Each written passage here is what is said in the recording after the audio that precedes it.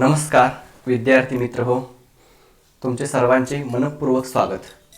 महाराष्ट्र राज्य पाठ्यपुस्तक निर्मिती व अभ्यासक्रम संशोधन मंडळ यांनी तयार केलेल्या नवीन इयत्ता 12वी भूगोल पाठ्यपुस्तकामधील प्रकरण क्रमांक 5 द्वितीयक आर्थिक क्रिया यामधील उपघटक उद्योगधंद्यासंदर्भातील तक्ते यांची माहिती आज आपण घेत आहोत। आता याच्या अगोदर आपण या प्रकरणाचे 3 व्हिडिओ तयार केलेले आहेत। त्यामध्ये आपण द्वितीयक आर्थिक क्रिया संदर्भातचे चित्रे दिलेले आहेत, त्या चित्रांवरील जे प्रश्न आहेत ते सोडवलेले आहेत। त्यानंतर पुढच्या व्हिडिओमध्ये आपण उद्योगधंद्यांच्या स्थानिकीकरणावरती परिणाम करणारे घटक ते बघितलेले आहेत। आज आपल्याला या प्रकरणामधील जे उद्योगधंद्यासंदर्भात पान नंबर 47 वरती जे तक्ते दिले आहेत त्या तक्त्यांची माहिती आपल्याला बघायची आहे। तर बघा, आपल्याला असं म्हटलेलं आहे, खाली काही उद्योगांची यादी दिली आहे, त्या उद्योगांच्या स्थानिकीकरणाबद्दल विचार करा आणि ते स्थानमुक्त उद्योग आहेत किंवा नाहीत ते सांगा आणि तक्ता पूर्ण करा। असे एकूण आपल्याला 10 उद्योगधंदे दिलेले आहेत।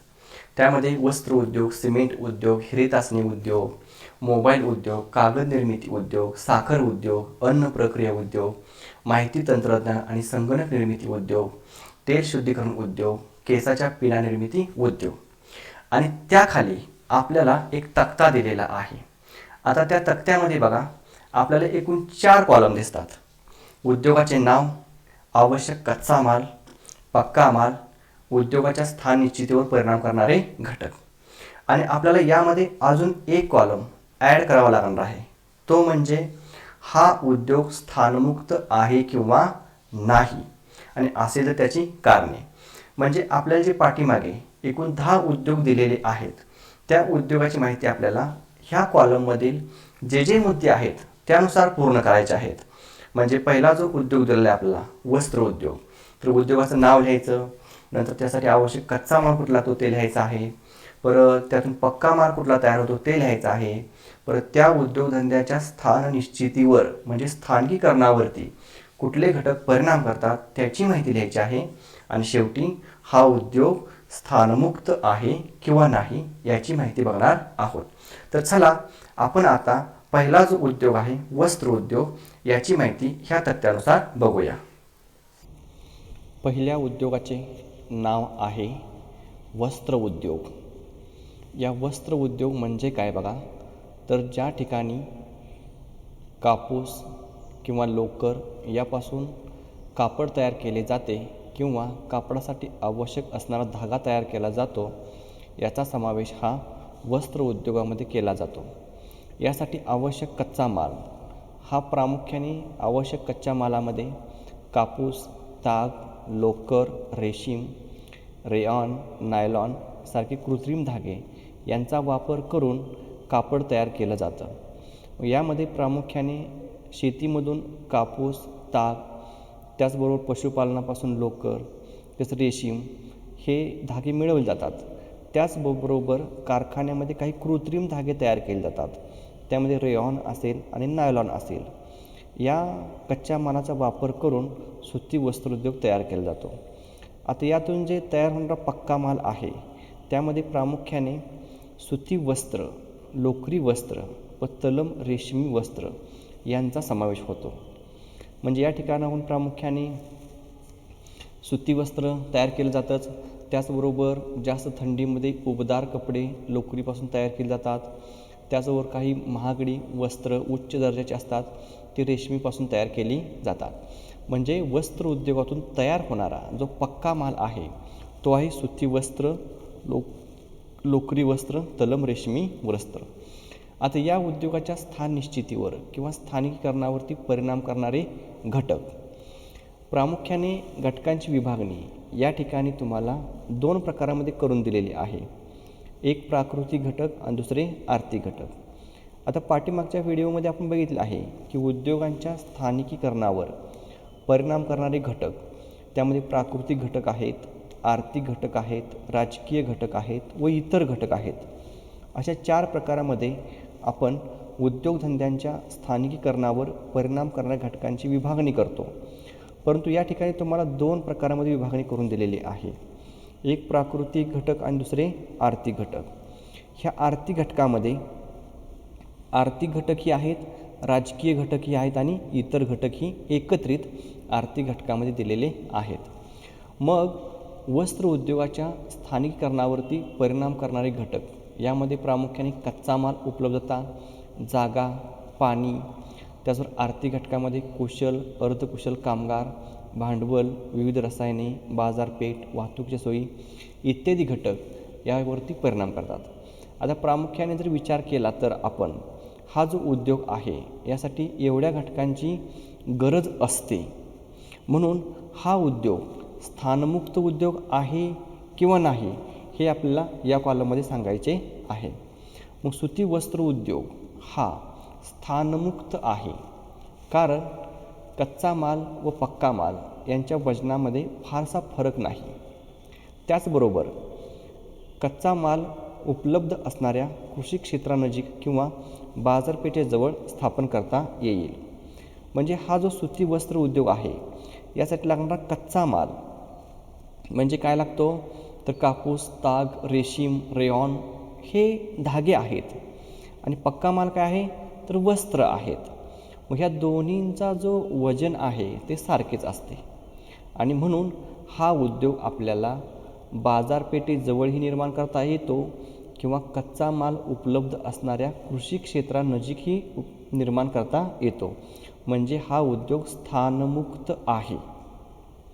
आता प्रामुख्याने हा उद्योग जरी स्थानमुक्त असला तरीसुद्धा हा जास्तीत जास्त हा बाजारपेठेच्या जवळ किंवा ज्या ठिकाणी दमट हवामान असेल अशा समुद्रकिनारी निर्माण केले आढळून येतात. म्हणून मुंबई असेल, अहमदाबाद असेल, हे जी किनारीवरती शहरं आहेत या ठिकाणी सुती वस्त्रोद्योग ह्या जास्त प्रमाणात असलेल्या आढळून येतात. आता यानंतर पुढचा 2 नंबरचा उद्योग आहे सिमेंट उद्योग. आता सिमेंट उद्योग आपल्याला सिमेंट माहिती आहे की आपल्याला घराचं बांधकाम असेल, मोठ्या पुलांचे बांधकाम असतील किंवा कुठलंही जर बांधकाम करायचं असेल आणि जास्त टिकाऊ करायचं असेल तर त्यासाठी आपण सिमेंट वापरतो. मग सिमेंटाची निर्मिती करणारे जे उद्योग आहेत त्यांचा समावेश हा सिमेंट उद्योगामध्ये होतो. मग यासाठी जो आवश्यक कच्चा माल आहे तो चुनखडक, जिप्सम आणि दगडी कोळसा यापासून सिमेंट तयार केलं जातं. म्हणजे हे जर पदार्थ नसतील तर आपल्याला आवश्यक सिमेंट निर्माण करता येणार नाही. आता पक्का माल काय असेल तर प्रामुख्याने सिमेंट उत्पादन, म्हणजे हे सगळे पदार्थ वापरून आपण जे निर्माण करतो ते एकच पदार्थ निर्माण होतो, तो आहे सिमेंट उद्योग. आता या उद्योगाच्या स्थान निश्चितीवर परिणाम करणारे घटक यामध्ये प्राकृतिक घटक आहेत कच्चा माल उपलब्धता आणि हवामान. म्हणजे चुनखडक, जिप्सम, दगडी कोळसा हा कच्चा माल उपलब्ध पाहिजे. त्याचबरोबर हवामान कोरडं पाहिजे. अति थंड, अति पावसाचा प्रदेश, बर्फाच्छादित प्रदेश या ठिकाणी आपल्याला सिमेंट उद्योग उभारता येणार नाही. कारण तुम्ही बघितलं असेल की सिमेंट जर आपण एखादं बाहेर अंगणामध्ये ठेवलं असेल आणि थंडीचं वातावरण असेल किंवा थोडंसं पाणी पडलं असेल तर सिमेंट लगेच घट्ट होतं. म्हणून सिमेंटसाठी कोरडे हवामान आवश्यक असतं. आता आर्थिक घटकामध्ये कामगार पाहिजेत, त्याचबरोबर हे उद्योगासाठी भांडवल पाहिजे, परत विक्रीसाठी बाजारपेठ पाहिजे आणि वाहतुकीच्या सोयी चांगल्या पाहिजेत.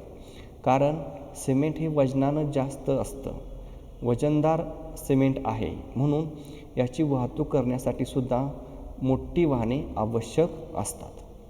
आता हा उद्योग स्थानमुक्त उद्योग आहे का नाही, आता अगोदर तुम्हाला स्थानमुक्त आहे का नाही हे माहिती कळायला पाहिजे. स्थानमुक्त म्हणजे काय तर बघा, जर आपण पाठीमागे बघितलं आहेच, जर एखाद्या उद्योगधंदा समजा साखर उद्योग असेल तर तो कसा आहे, ज्या ठिकाणी ऊस उपलब्ध असेल त्या ठिकाणीच निर्माण केला जातो, म्हणजे तो स्थानमुक्त नाही. आता साखर कारखाना आपण समजा मुंबईमध्ये निर्माण केला आणि समजा सोलापूर, पुण्यावरून त्या ठिकाणी ऊस वाहतूक केली, असं होत नाही. तर साखर उद्योग हा कुठं उभारावा लागतो, ज्या ठिकाणी ऊस क्षेत्र असेल त्या ठिकाणीच, म्हणजे तो स्थानमुक्त नाही. तुम्हाला स्थानमुक्त आहे किंवा नाही यातला फरक कळाला का बघा. मग आता आपल्याला बघायचं आहे सिमेंट उद्योग हा स्थानमुक्त उद्योग आहे किंवा नाही. तर हा उद्योग स्थानमुक्त नाही. म्हणजे हा आपल्याला जिथं पाहिजे त्या ठिकाणी आपण हा उद्योग उभारू शकत नाही, हा स्थानमुक्त नाही. कारण कच्चा माल व पक्का माल यांच्या वजनामध्ये फरक आढळतो. म्हणजे सिमेंट निर्माण करण्यासाठी जो कच्चा माल लागतो त्याचं वजन जे पक्के सिमेंट तयार होतं त्यापेक्षासुद्धा कच्च्या मालाचे वजन हे जास्त असते. म्हणून तो कच्चा माल उपलब्ध असेल त्या ठिकाणीच आपल्याला हा सिमेंट उद्योग उभारावा लागतो. पण खाली काय म्हटले बघा, कच्चा माल हा अवजड असल्याने कच्चा माल क्षेत्रातच उद्योगधंदे उभारले जातात. म्हणून सिमेंट उद्योग कुठे उभारले जातात, तर ज्या ठिकाणी चुनखडक उपलब्ध असेल, जिप्सम उपलब्ध असेल किंवा दगडी कोळशाच्या खाणी असतील त्याच्या परिसरामध्येच प्रामुख्याने सिमेंट उद्योग हा उभारला जातो. त्यानंतर तिसरा उद्योग आहे हिरे तासणे उद्योग.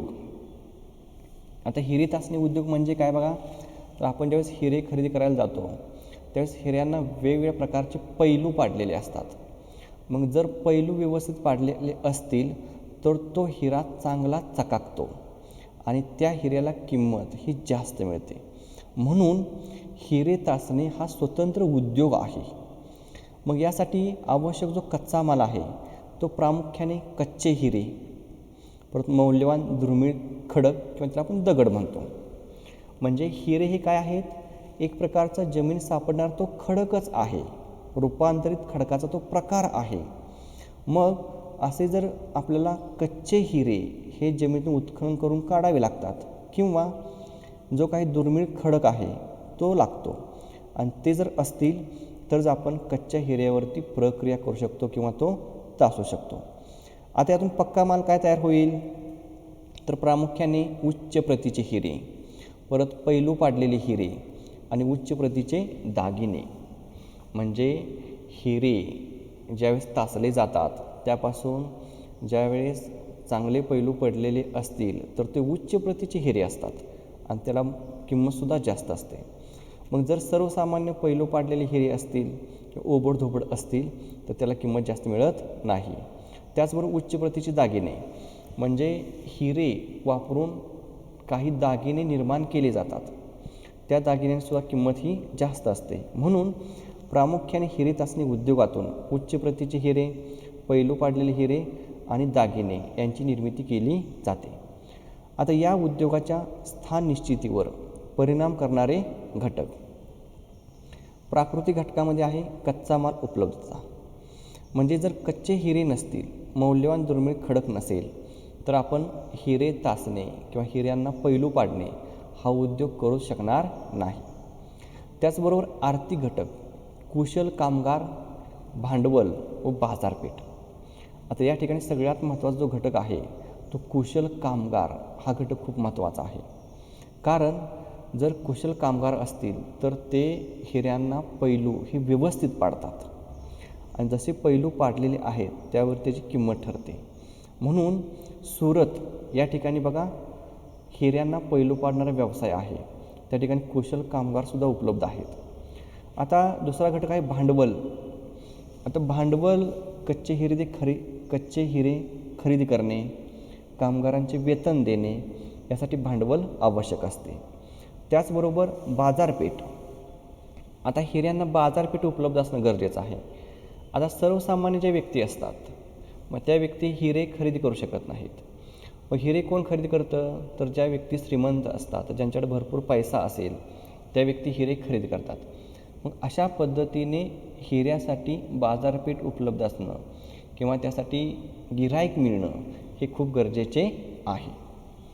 आता पुढचा कॉलम आहे हा उद्योग स्थानमुक्त उद्योग आहेत किंवा नाहीत. हा उद्योग स्थानमुक्त आहे. स्थानमुक्त आहे याचा अर्थ काय, हा उद्योग आपल्या इच्छेने ज्या ठिकाणी पाहिजे त्या ठिकाणी उभारू शकतो. हिरे सापडतात त्या ठिकाणी उभारू शकतो, खेडेगावात उभारू शकतो किंवा बाजारपेठेजवळ उभारू शकतो, कुठंही उभारू शकतो. हा उद्योग स्थानमुक्त आहे. कारण कच्चा माल व पक्का माल यांच्या वजनात फरक आढळत नाही. या उद्योगास कुशल मजूर व मोठ्या प्रमाणात भांडवल आवश्यक असल्याने हा उद्योग प्रमुख शहरामध्ये स्थापन केला जातो, उदाहरणार्थ सुरत. म्हणजे हा उद्योग स्थानमुक्त आहे, आपण कुठेही उभारू शकतो. परंतु आपल्याला हे उद्योग खेडेगावामध्ये आढळत नाहीत. तर हे आढळतात कुठं? मोठ्या शहराजवळ आढळतात. याचं प्रमुख कारण काय आहे? तर कुशल कामगार, म्हणजे ज्यांचं प्रशिक्षण झालेलं आहे, असे कामगार हे खेडेगावात उपलब्ध होत नाहीत, तर ते शहरामध्ये उपलब्ध होतात. त्यानंतर भांडवल शहरामध्ये उपलब्ध होतं. बाजारपेठ मोठी कुठं उपलब्ध आहे? तर शहरामध्ये उपलब्ध आहे. म्हणून हे उद्योग स्थानमुक्त असले तरीसुद्धा प्रामुख्याने शहरांच्या जवळ हे उद्योग उभारलेले आहेत. उदाहरणार्थ भारतातील सुरत हे शहर हिरे उद्योगासाठी प्रसिद्ध असलेलं शहर आहे. यानंतर पुढचा उद्योग आहे चौथा, मोबाईल उद्योग. आता मोबाईल आपण सर्वजण वापरतो. आता मोबाईल ही आपली गरज आहे. आपलं शिक्षणसुद्धा आता सर्वसाधारणपणे मोबाईलवरच हे चालू आहे. म्हणजे मोबाईल ही आता आपल्या खूप गरजेची वस्तू ही अलीकडच्या काळामध्ये झालेली आढळून येते. म्हणून मोबाईल उद्योगाची माहिती आपल्याला बघायची आहे. तर यासाठी आवश्यक जो कच्चा माल आहे त्यामध्ये बघा ॲल्युमिनियम, तांबे, टंगस्टन इत्यादी धातू, म्हणजे हे जे धातू आहेत हे धातू यासाठी आवश्यक असतात. आता हे जर धातू उपलब्ध नसतील तर आपल्याला हे मोबाईल उद्योग निर्माण करता येणार नाही. त्याचबरोबर पक्का माल, यामध्ये प्रामुख्याने पक्क्या मोबाईल तयार केला जातो किंवा मोबाईलचे अंतर्गत भाग, त्यामध्ये मदरबोर्ड असेल, सर्किट असेल, बॅटरी असेल इत्यादी भाग हे या मोबाईल उद्योगामध्ये निर्माण केले जातात. आता यानंतर ह्या उद्योगाच्या स्थान निश्चितीवर परिणाम करणारे घटक. आता प्राकृतिक घटक आणि आर्थिक घटक. प्राकृतिक घटकमध्ये अनुकूल प्राकृतिक रचना आणि हवामान असं म्हटलेलं आहे. म्हणजे हे जे घटक आहेत हे घटक या मोबाईल उद्योगावरती हे जास्त परिणाम करत नाहीत. म्हणजे ज्या ठिकाणी मानव राहू शकतो त्या ठिकाणी आपण मोबाईलचे उद्योग हे उभारू शकतो. परत हवामान का दिलेलं आहे? कारण जर अतिथंड बर्फाच्छादित हवामान असेल तर तिथं आपण उद्योगधंदे उभारू शकत नाही. म्हणजे सर्वसामान्य मानवासाठी जे आवश्यक हवामान आहे असं हवामान ज्या ठिकाणी असेल त्या ठिकाणी हे उद्योगधंदे उभारू शकतो. म्हणजे प्राकृतिक घटक या उद्योगावरती जास्त परिणाम करत नाहीत.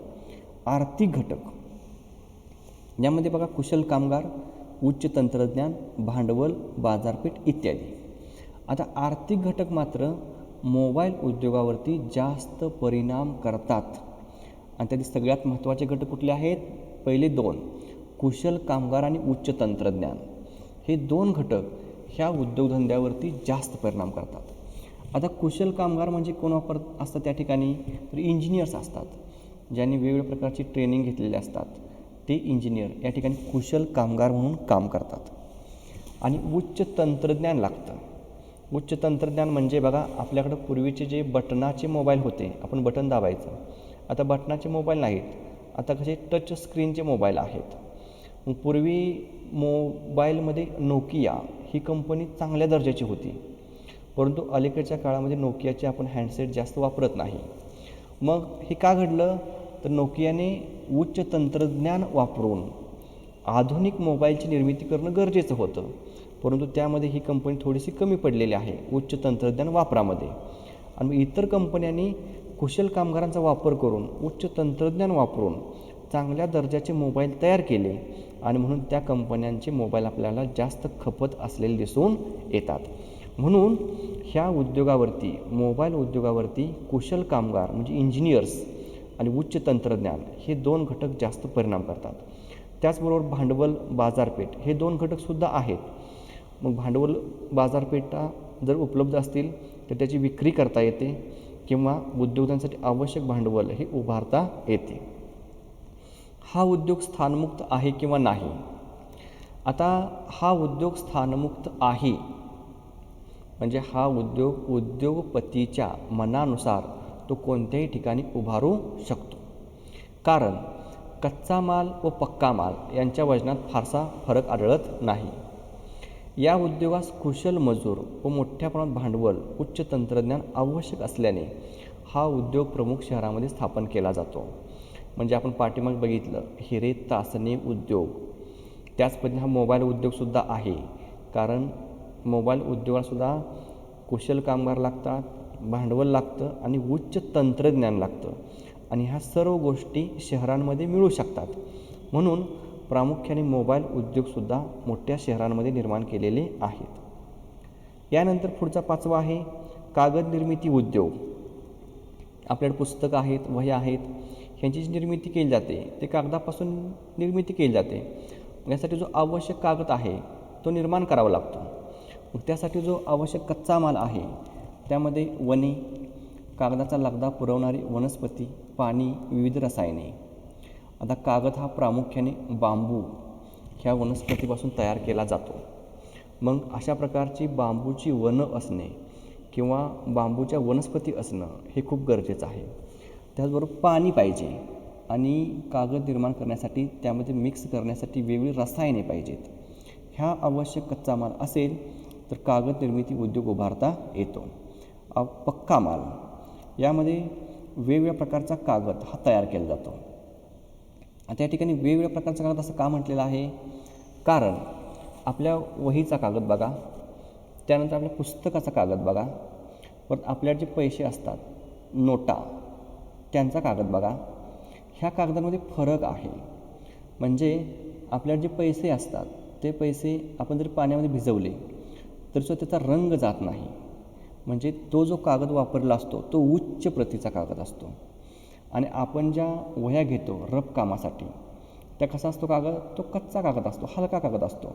म्हणजे अशा पद्धतीने कागद निर्मिती उद्योगामधून सुद्धा वेगवेगळ्या प्रकारचा कागद हा निर्माण केला जातो. ह्या उद्योगाच्या स्थान निश्चितीवर परिणाम करणारे घटक, प्राकृतिक घटकामध्ये कच्चा माल, ऊर्जा साधने, जमीन हे घटक परिणाम करतात. आणि आर्थिक घटकामध्ये कुशल कामगार, विविध रसायने हे घटक परिणाम करतात. आता या ठिकाणी बघा एक वेगळा घटक आला आहे, विविध रसायने आर्थिक घटकामध्ये. कारण कागद निर्मितीसाठी रसायने लागतात, ते नसेल तर कागद निर्माण करता येत नाही. पण हा एक वेगळा घटक हा या उद्योगाच्या स्थानिकीकरणावरती परिणाम करतो. हा उद्योग स्थानमुक्त आहे किंवा नाही? हा उद्योग स्थानमुक्त नाही. कारण म्हणजे हा उद्योग आपल्याला पाहिजे त्या ठिकाणी उभारता येत नाही, स्थानमुक्त नाही. कारण कच्चा माल व पक्का माल यांच्या वजनामध्ये फरक आढळतो. या उद्योगास लागणारा कच्चा माल हा अवजड आहे. त्याची जास्त अंतरापर्यंत वाहतूक करणे आर्थिकदृष्ट्या तोट्याचे असते. त्यामुळे कागद निर्मिती उद्योग वनक्षेत्रालगत स्थापन होतात. म्हणजे ह्या उद्योगासाठी लागणारा जो कच्चा माल आहे म्हणजे कागदाचा लगदा किंवा वनस्पती ह्यांचं वजन जास्त असतं आणि तुलनेने निर्माण झालेला जो कागद आहे त्याचं वजन कमी असतं. म्हणून ह्या लाकडाची वाहतूक दूर अंतरापर्यंत करावी लागू नये म्हणून ज्या ठिकाणी वनक्षेत्र असेल त्याच ठिकाणी हे उद्योगधंदे उभारले जातात. यानंतर पुढचा 6वा आहे साखर उद्योग. आता साखर उद्योग हा सर्वांच्या परिचयाचा आपल्याला असलेला उद्योग आहे. आता यासाठी आवश्यक कच्चा माल काय लागतो हे पण तुम्हाला माहिती आहे की आपण जो शेतीमधून ऊस तयार करतो तो कच्चा माल लागतो. त्याचबरोबर बीट, अन्य रसायनेसुद्धा लागतात. म्हणजे आपल्या देशामध्ये आपण ऊसापासून साखर तयार करतो, तसं युरोप खंडामध्ये प्रामुख्याने बीटपासून साखर तयार केली जाते आणि यामध्ये काही प्रमाणात रसायनेसुद्धा लागतात. पक्का माल तर साखर तयार केली जाते, गूळ तयार केला जातो, मळी निर्मिती होते, इथेनॉल निर्माण केलं जातं, अल्कोहोल आहे, कागद आहे, कागदाचा पुट्टा आहे, इंधन आहे इत्यादी. म्हणजे साखर कारखान्यामधून फक्त साखरेचीच निर्मिती होते असं नाही, तर साखरेबरोबर काही दुय्यम उत्पादनाची सुद्धा निर्मिती केली जाते. आपण जो साखर कारखान्याला ऊस पाठवतो त्यातील काहीही वाया जात नाही. संपूर्ण ऊसाचा पुरेपूर वापर करून वेगवेगळ्या पदार्थांची निर्मिती केली जाते. त्यामध्ये साखर आहे, गूळ आहे, मळी आहे, इथेनॉल आहे, अल्कोहोल आहे, कागदाचा पुट्टा आहे, इंधनसुद्धा तयार केलं जातं. म्हणजे कारखान्याला लागणारं जे इंधन आहे ते प्रामुख्याने चोयट्या ज्या आहेत त्या चोयट्या जाळल्या जातात आणि त्यापासून इंधन निर्माण केलं जातं. म्हणजे अशा पद्धतीनं पक्का माल साखर कारखान्यामध्ये तयार होतो. आता या उद्योगाच्या स्थान निश्चितीवर किंवा स्थानिकीकरणावरती परिणाम करणारे घटक प्राकृतिक घटक, कच्चा माल, जमीन, पाणी. कच्चा माल काय लागतो? ऊस किंवा बीट. जमीन पाहिजे, पाणी पाहिजे. आर्थिक घटक, कामगार पाहिजेत, कुशल अकुशल कामगार, आधुनिक यंत्रे पाहिजेत, वाहतुकीची सुविधा पाहिजे आणि साठवणूक यंत्रणा पाहिजे. म्हणजे वाहतुकीची सुविधा कशासाठी पाहिजे? तर कच्चा माल जो आहे ऊस तो कारखान्यापर्यंत वाहतूक करून नेता आला पाहिजे. त्या साठवणूक यंत्रणा, तयार झालेली साखर आहे ती गोदामामध्ये व्यवस्थित साठवून ठेवता आली पाहिजे. जर साखरेला दर कमी असेल तर काही वेळेस कारखाने आपल्या गोदामामध्ये साखर साठवून ठेवतात आणि दर आल्यानंतर पुन्हा विकतात. म्हणजे साठवणूक यंत्रणा पाहिजे. आता हा उद्योग स्थानमुक्त उद्योग आहे किंवा नाही? तर हा उद्योग स्थानमुक्त नाही.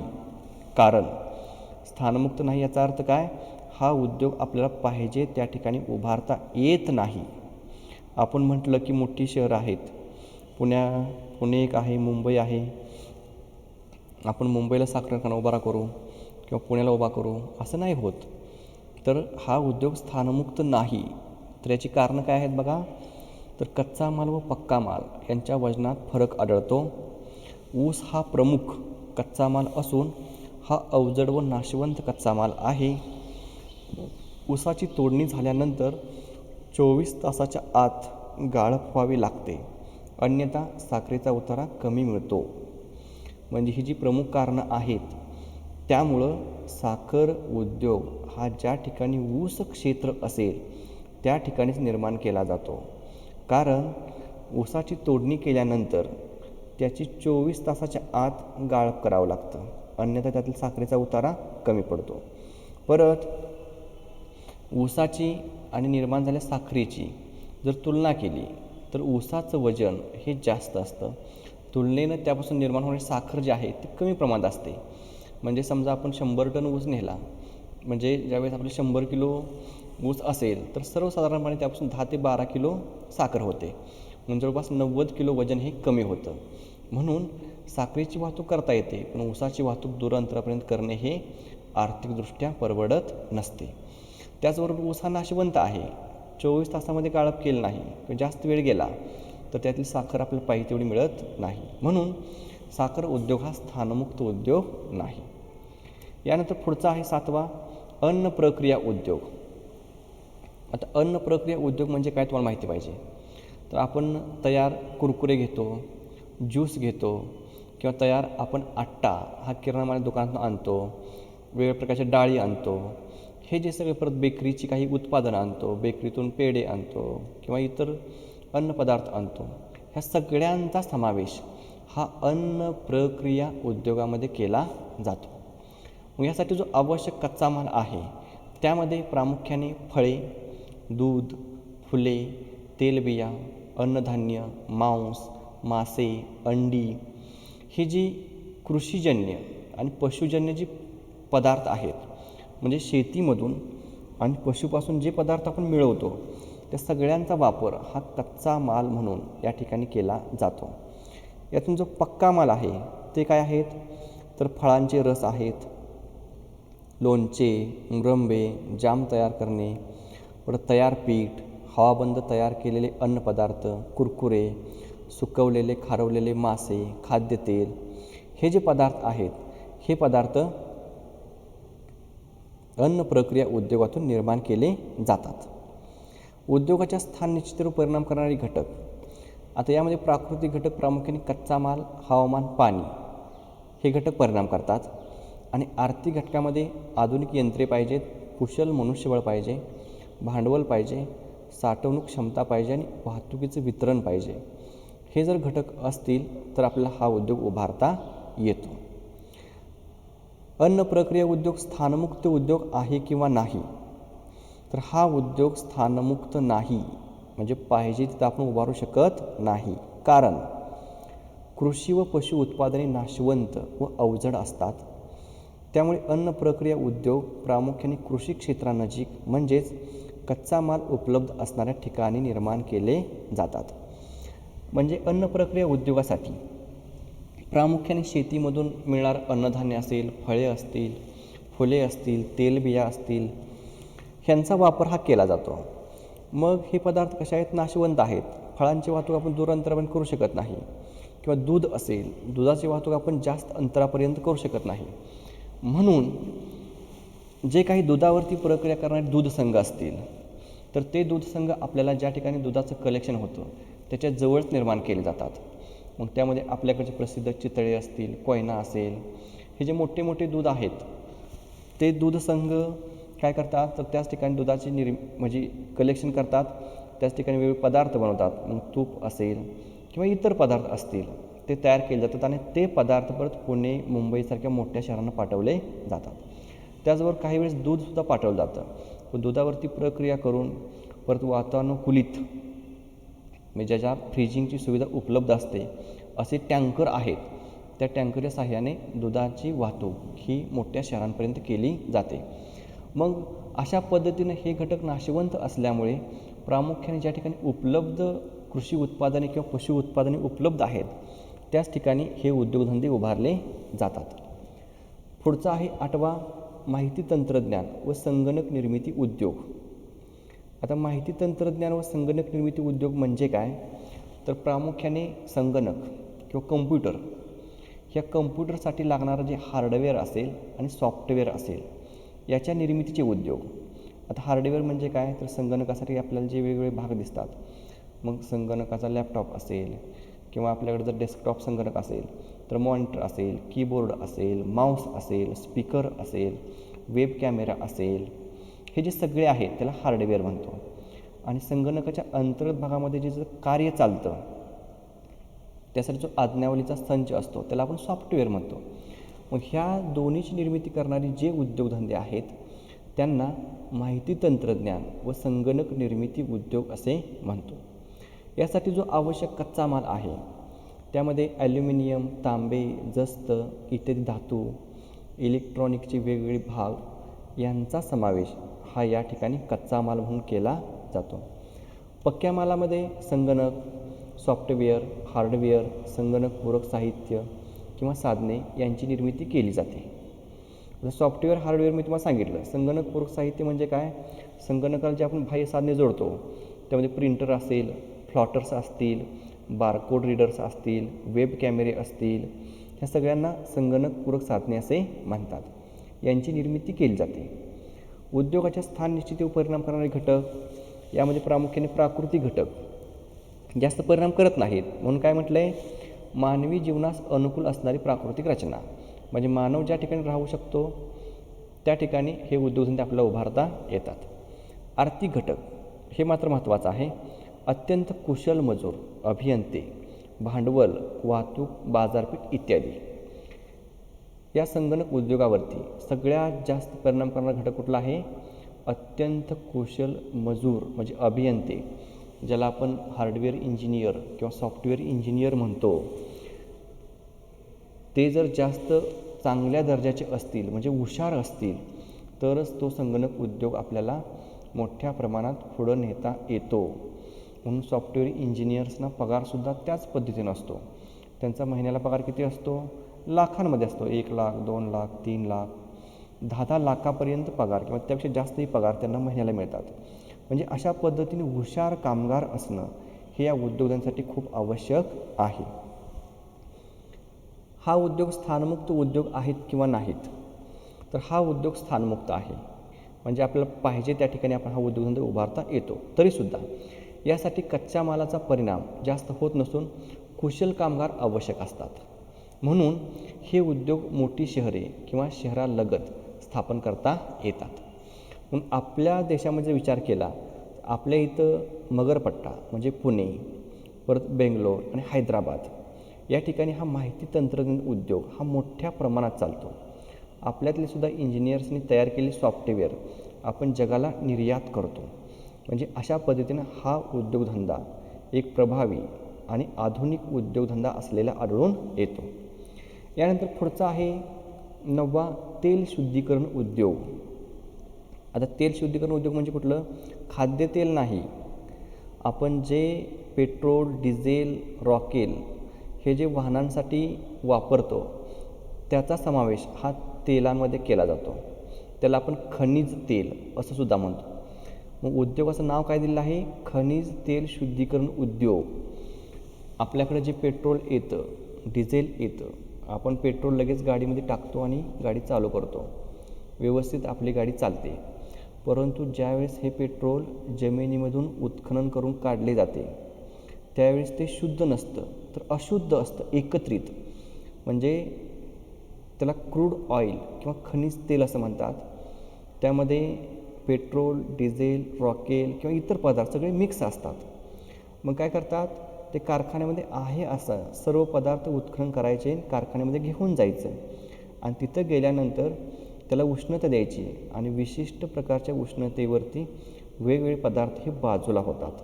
मग अतिउच्च दर्जाचं जे पेट्रोल असेल ते विमानासाठी वापरलं जातं. त्यानंतर दुसऱ्या नंबरचे जे पेट्रोल आहे ते आपण वाहनासाठी वापरतो. त्यानंतर 3 नंबरला डिझेल आहे ते त्यानंतर वापरतो. त्यानंतर कमी उष्णता असलेलं रॉकेल आहे ते आपण त्यानंतर वापरतो. म्हणजे अशा पद्धतीने वेगवेगळे पदार्थ हे खनिज तेलापासून वेगळे केले जातात. असे जे उद्योगधंदे आहेत त्याला तेल शुद्धीकरण उद्योग असे म्हणतात. मग यासाठी आवश्यक जो कच्चा माल आहे त्यामध्ये कच्चे खनिज तेल आणि नैसर्गिक वायू. आता कच्चे खनिज तेल तुम्हाला सांगितलं. नैसर्गिक वायू म्हणजे काय, तर आपण घरगुती जो गॅस वापरतो त्याला नैसर्गिक वायू असे म्हटले जाते.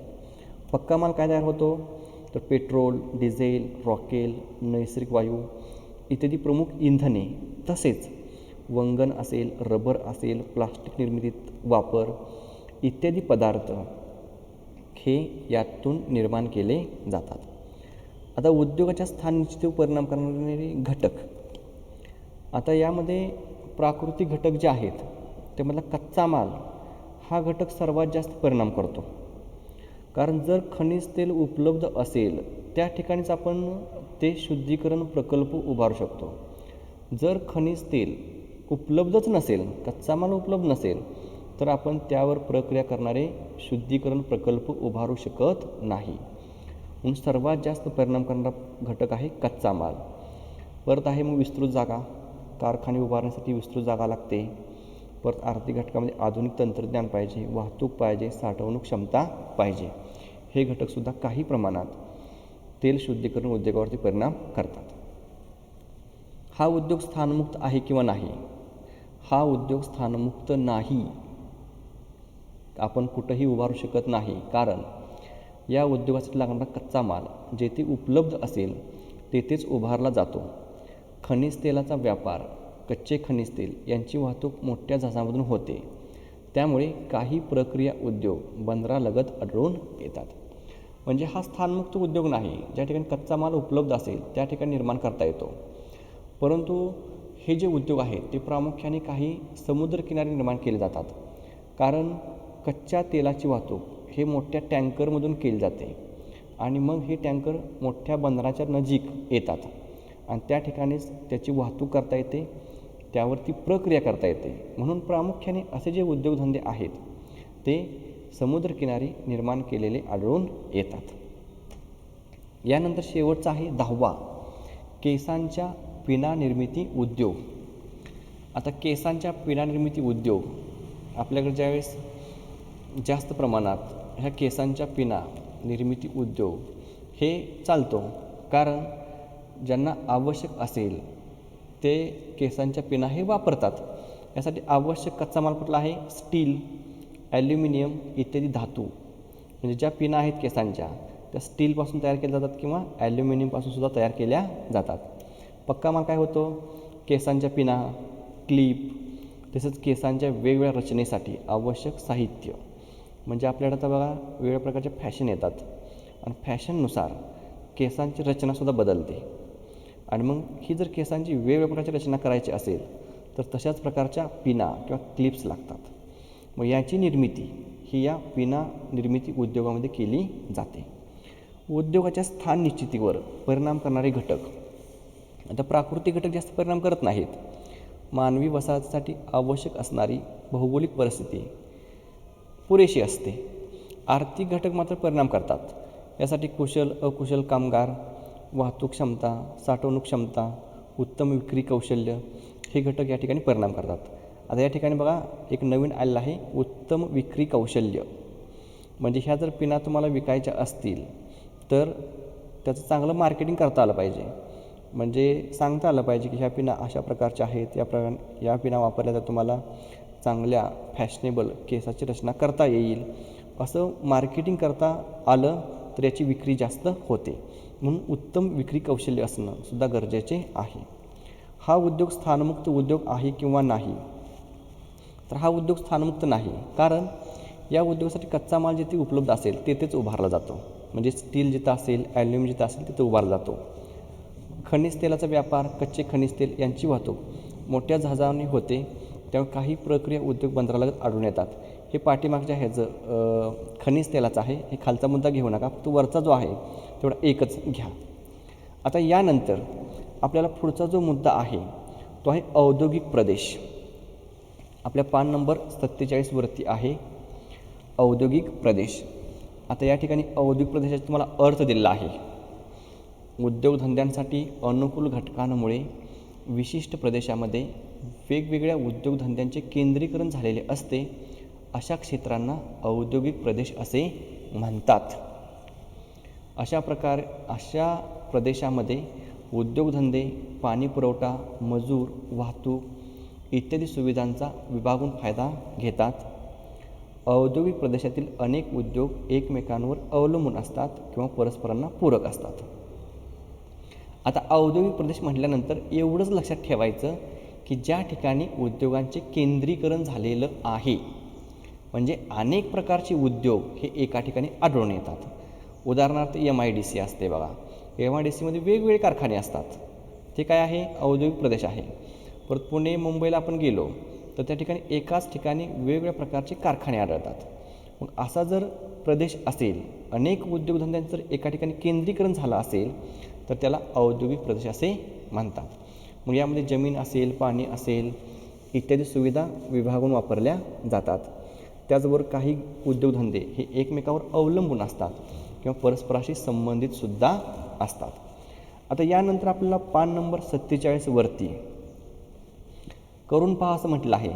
आकृती क्रमांक 5.3 मधील नकाशाचा अभ्यास करून त्या खालील प्रश्नांची उत्तरे लिहा असं म्हटलेलं आहे.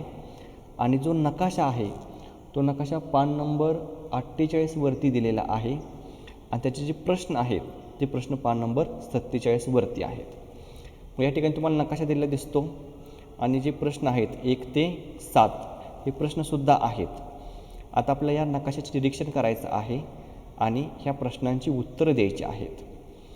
पहिला प्रश्न आहे, कोणत्या गोलार्धात उद्योगाचे केंद्रीकरण अधिक आढळते? आता या ठिकाणी तुम्हाला 2 गोलार्ध ह्या नकाशामध्ये दाखवलेले आहेत. ही जी गुलाबी रेषा आहे ती विषुववृत्त आहे. विषुववृत्तावरचा जो आहे तो उत्तर गोलार्ध आणि खाली जो आहे तो दक्षिण गोलार्ध हे तुम्हाला माहिती आहे. आणि या ठिकाणी हे जे दाखवलेले आहेत ते सगळे औद्योगिक प्रदेश आहेत. या ठिकाणी उद्योगधंदे जास्त निर्माण झालेले आहेत. हे औद्योगिक प्रदेश या ठिकाणी दाखवलेले आहेत. मग आपल्याला काय विचारले, कोणत्या गोलार्धात उद्योगधंद्यांचे केंद्रीकरण अधिक आढळते? मग हे जास्त कुठे आढळतात बघायचं. उत्तर गोलार्धात दिसतात का दक्षिण गोलार्धात दिसतात? तर प्रामुख्याने हे जास्त कुठं आहेत तर उत्तर गोलार्धामध्ये उद्योगधंद्यांचे केंद्रीकरण जास्त झालेले आहे.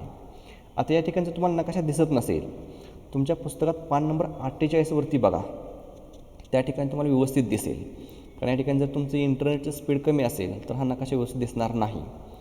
दुसरा बघा, उत्तर अमेरिकेच्या कोणत्या भागात मुख्यतः औद्योगिक प्रदेश विकसित झाला आहे?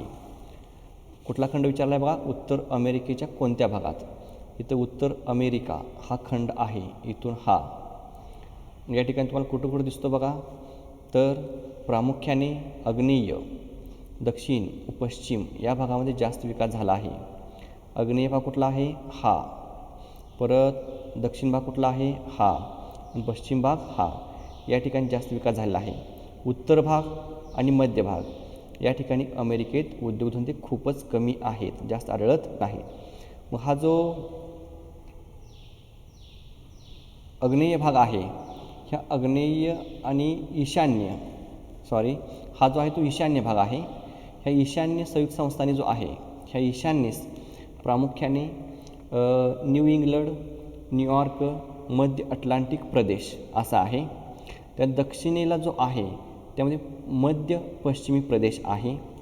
त्यानंतर पश्चिमेला जे तुम्हाला 2 दिसतात त्यामध्ये वरचा जो आहे तो न्यू इंग्लंड क्षेत्र आहे आणि खाली जो आहे तो पश्चिम प्रदेश आहे. या ठिकाणी आग्नेय म्हटलं आहे, या ठिकाणी ईशान्य म्हणा. ईशान्य संयुक्त संस्थानाचा ही दिशा आहे. परत तिसरा प्रश्न बघा, युरोपात कोणकोणत्या भागात उद्योगाचे केंद्रीकरण आढळते? आता युरोप खंड हा इथं आहे. तुम्हाला गेल्या वर्षी आपण बघितलं आहे की कोणता खंड कुठं आहे, सीमा बघितल्या आहेत, त्याची पूर्व पश्चिम दिशेला कोणकोणते भाग आहेत हे बघितले आहेत. त्यामुळे तुम्हाला खंड महासागर सगळे ओळखतात. मग या ठिकाणी हा जो युरोप खंड आहे त्याच्या कुठल्या भागात उद्योगांचे केंद्रीकरण झालेलं आहे असं विचारलं आहे. तर या ठिकाणी ग्रेट ब्रिटन आहे, इटली आहे, फूर प्रदेश आहे, स्कॉन्डिनेव्हिया प्रदेश आहे, यांचा समावेश होतो. या ठिकाणी हा ग्रेट ब्रिटन आहे. त्यानंतर खाली जो आहे तो इटली आहे. या ठिकाणी जो वर दिसतो इकडं हा स्कॉन्डिनेव्हिया देश आहे. असे जे आहेत हे युरोप खंडातील प्रदेश आहेत. चौथा प्रश्न आहे, आफ्रिका खंडातील किनारी भाग वगळता इतर प्रदेशात औद्योगिक विकास कमी का आढळतो? आफ्रिका खंड हा आहे बघा, या ठिकाणी इथं थोडासा, इथं थोडासा आणि खाली थोडासा, एवढाच फक्त उद्योगधंदे आहेत. मध्ये तुम्हाला कुठेही उद्योगधंदे दिसत नाहीत. याचं कारण काय आहे तर विषम हवामान, वाळवंटी प्रदेश आणि शिक्षणाचा अभाव ही कारणे आहेत.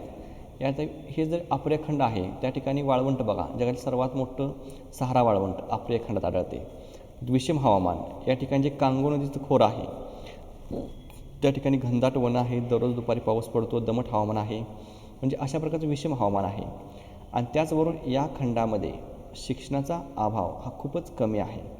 म्हणून याच्या किनारी भाग वगळता मध्य भागामध्ये जास्त उद्योगधंदे आढळून येत नाहीत. पाचवा प्रश्न आहे, भारतातील कोणत्या प्रदेशात उद्योगांचे केंद्रीकरण जास्त दिसते? आता आपला भारत विचारला आहे. या ठिकाणी आपला हा भारत आहे बघा. भारतातील जर बघितलं तर भारतामध्ये छोटा नागपूर पठार आहे, मुंबई, पुणे, अहमदाबाद, कोईमतूर इत्यादी आहेत बघा. पुस्तकात व्यवस्थित तुम्हाला दिसतं. सगळ्यात मोठा आहे छोटा नागपूर पठार. त्यानंतर कोईमतूर बंगळूर आहे. परत मुंबई पुणे पट्टा आहे. त्यानंतर अहमदाबाद वडोदरा आहे. या ठिकाणी उद्योगधंद्याचं केंद्रीकरण हे भारतामध्ये जास्त झालेले आढळून येते. सहावा प्रश्न आहे, औद्योगिक प्रदेशांचे केंद्रीकरण किनारी भागात आढळण्याची कारणे कोणती असावीत? जर तुम्ही उद्योगधंदे बघितले तर बघा हे सगळे किनारी भागात आहेत. समुद्राच्या किनारी भागात हे जास्त आढळतात. मग याचं कारण काय असावं असं विचारलं आहे. तर किनारी भागामध्ये मालाची आयात निर्यात करता येते. त्या ठिकाणी मोठी नैसर्गिक बंदरे असतात, वाहतुकीच्या सोयी असतात. या कारणामुळे प्रामुख्याने उद्योगधंदे हे किनारी भागात उभारले जातात. आपल्या भारतातील सर्वाधिक औद्योगिकरण झालेलं मुंबई हे शहरसुद्धा किनारी भागामध्येच आढळून येते. सातवा प्रश्न आहे, उद्योगांच्या अक्षवर्तीय वितरणावर निष्कर्षात्मक परिच्छेद लिहा. आता यावर बघा अक्षवर्तीय विस्तारावर विचारलं आहे. तर 30 ते 60 अंश अक्षवृत्तादरम्यान जास्त विकास झालेला आहे. कारण पोषक हवामान, जमीन, पाणी, तंत्रज्ञान, भांडवल इत्यादींची उपलब्धता ही या ठिकाणी जास्त असलेली आपल्याला आढळून येते. आता 30 ते 60 अंश अक्षवृत्ती, आता अक्षवृत्ती कुठं आहेत बघा. या ठिकाणी दक्षिण गोलार्धात बघितलं तर या ठिकाणी 30 अंश आहे. याच्या खाली हा भाग आहे, या ठिकाणी औद्योगिकरण जास्त झालेलं आहे. आणि उत्तरेला जर बघितलं तर 30 अंश आहे बघा. इथून पुढं इकडं 60 अंशापर्यंत. हे जे सगळे उद्योगधंदे आहेत म्हणजे उत्तर अमेरिका खंडातील, युरोप खंडातील किंवा ठिकाणी दक्षिण कोरिया, त्यानंतर चीनचा काही भाग, जपान, हे सगळे हे 30 ते 60 अंश अक्षवृत्तादरम्यान येतात. आणि आता जास्त विकास होण्याची कारणं काय आहेत तर हवामान पोषक आहे, त्या ठिकाणी जमीन उपलब्ध आहे, पाणी आहे, तंत्रज्ञान आहे आणि भांडवल आहे. म्हणजे उद्योगधंद्यांसाठी जे आवश्यक घटक आहेत ते सर्व या ठिकाणी उपलब्ध आहेत. आता आपण जो भाग बघितला आज त्यावर आधारितच तुम्हाला स्वाध्याय दिलेला आहे. स्वाध्यायामध्ये पहिला प्रश्न आहे, खालील प्रश्नांची उत्तरे लिहा. सुती वस्त्र उद्योग व साखर उद्योगाची विस्तृत माहिती लिहा. तुम्हाला यावरती मोठे प्रश्न विचारले जातात म्हणून आपण हा भाग विस्तृतपणे बघितलेला आहे. तर सुती वस्त्र उद्योग आणि साखर उद्योगाची विस्तृत माहिती लिहायची. त्यासाठी कच्चा माल कुठला लागतो, पक्का माल काय तयार होतो, त्याच्या स्थानिकीकरणावरती परिणाम करणारे घटक, हा उद्योग स्थानमुक्त आहे किंवा नाही, त्याची कारणं काय आहेत, ही सगळी माहिती यामध्ये लिहायची. भौगोलिक कारणे लिहा. लोह पोलाद उद्योग कच्चा माल क्षेत्रात निर्माण होतात. म्हणजे लोह पोलाद उद्योग कच्च्या माल क्षेत्रात का निर्माण केला जातो याची कारणं लिहायची. टिपा लिहामध्ये 2 दिलेत, अन्न प्रक्रिया उद्योग आणि मोबाईल उद्योग. आपण पाठीमागे माहिती बघितली आहे, त्याच मुद्द्यानुसार लिहायची. म्हणजे अन्न प्रक्रिया उद्योगासाठी कच्चा माल कुठला लागतो, पक्का माल कुठला लागतो, स्थानिकीकरणावर परिणाम करणारे घटक, स्थानमुक्त आहे किंवा नाही, अशा पद्धतीने लिहायचे. आणि जर तुम्हाला काही शंका आल्या तर तुम्ही शंका कमेंट्स बॉक्समध्ये लिहून पाठवा. तुमच्या शंकांचं निरसन हे केलं जाईल. तुम्ही हा जर चॅनल सबस्क्राईब केला नसेल तर सबस्क्राईब करून ठेवा, कारण ह्या यूट्यूब चॅनलवरती तुम्हाला भूगोल विषयासंदर्भात दर्जेदार व्हिडिओ स्वाध्यायाचे, प्रकरणाचे किंवा प्रात्यक्षिकाचे बघायला मिळणार आहेत. तुम्ही हा व्हिडिओ शेवटपर्यंत बघितल्याबद्दल तुमचे मनापासून धन्यवाद. पुन्हा भेटू एका नवीन व्हिडिओमध्ये. तोपर्यंत नमस्कार. तुम्ही हा यूट्यूब चॅनल अजूनही सबस्क्राईब केला नसेल तर सबस्क्राईब करून ठेवा, कारण भूगोल विषयासंदर्भातील प्रकरणांचे, स्वाध्यायांचे किंवा प्रात्यक्षिकांचे व्हिडिओ तुम्हाला ह्या यूट्यूब चॅनलवरती बघायला मिळणार आहेत. तुम्ही हा व्हिडिओ शेवटपर्यंत बघितल्याबद्दल तुमचे मनापासून धन्यवाद. पुन्हा भेटू एका नवीन व्हिडिओमध्ये. तोपर्यंत नमस्कार.